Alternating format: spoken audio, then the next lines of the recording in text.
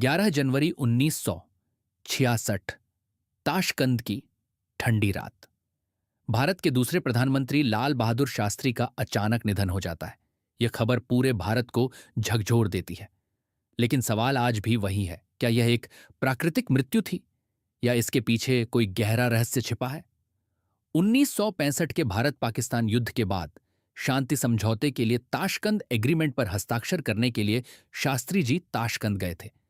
10 जनवरी 1966 को भारत और पाकिस्तान के बीच यह समझौता हुआ। यह उनके जीवन की एक बड़ी कूटनीतिक जीत मानी जाती है। लेकिन उसी रात सब कुछ बदल गया। आधिकारिक रिपोर्ट के अनुसार शास्त्री जी की मृत्यु हृदयाघात, हार्ट अटैक से हुई।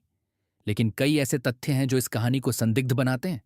उनके परिवार ने दावा किया कि उनके शरीर पर नीले निशान थे, जो सामान्य हार्ट अटैक में नहीं होते। उनके निजी डॉक्टर वहां मौजूद नहीं थे और न ही किसी पोस्टमार्टम की स्पष्ट रिपोर्ट सामने आई।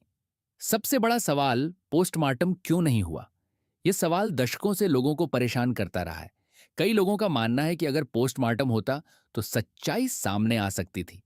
वहीं सरकार का कहना है कि उस समय परिस्थितियां अलग थीं और तुरंत अंतिम संस्कार करना जरूरी था। इस रहस्य को और गहरा बनाता है द ताशकंद फाइल्स, जिसमें कई ऐसे सवाल उठाए गए हैं जो आज भी अनुत्तरित हैं। क्या शास्त्री जी को जहर दिया गया था?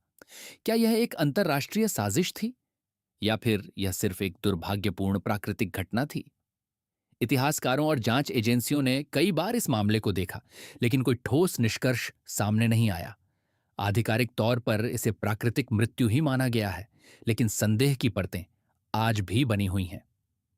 लाल बहादुर शास्त्री एक सादगीपूर्ण और ईमानदार नेता थे, जिन्होंने जय जवान जय किसान का नारा दिया और देश को कठिन समय में संभाला।